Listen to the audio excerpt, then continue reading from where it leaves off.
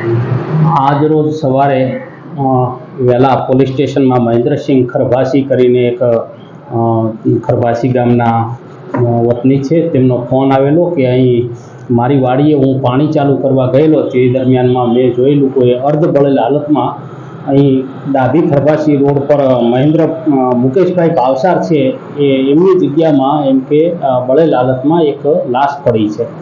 Vadodara police અને અમે જાતેથી ત્યાં જઈને વેરીફાઈ કરતાં એક 25 વર્ષની ઉંમરનો યુવાન છે અને કમનસીબે કોઈપણ કારણસર એની ત્યાંથી બળેલ હાલતમાં લાશ મળેલ છે. હજી બોડી ઓળખાઈ નથી કોની છે અને કેવા કારણસર આ મર્ડર કરવાનું શું તથ્ય છે એ શોધવા માટે અત્યારે ચક્રો ગતિમાન કરેલા છે. 2 અલગ અલગ ટીમો અત્યારે વડોદરા પોલીસ સ્ટેશનની બનાવી છે અને 2 ટીમ LCBની બનાવી છે અને 1 ટીમ SOGની છે. એમ કુલ 5 ટીમો અત્યારે તપાસમાં કામે લાગેલી છે અને વહેલામાં વહેલી તકે આ મર્ડર ડિટેક્ટ થાય એવી અમારી તૈયારીઓ છે. જી સાહેબ, આમાં કોઈ FSL અધિકારીને સ્થળ પર બોલાવવામાં આવેલ છે અને જે રીતે ટેકનિકલ રીતે પણ જે મદદ લેવાની છે અત્યારે અમે લઈ રહ્યા છીએ.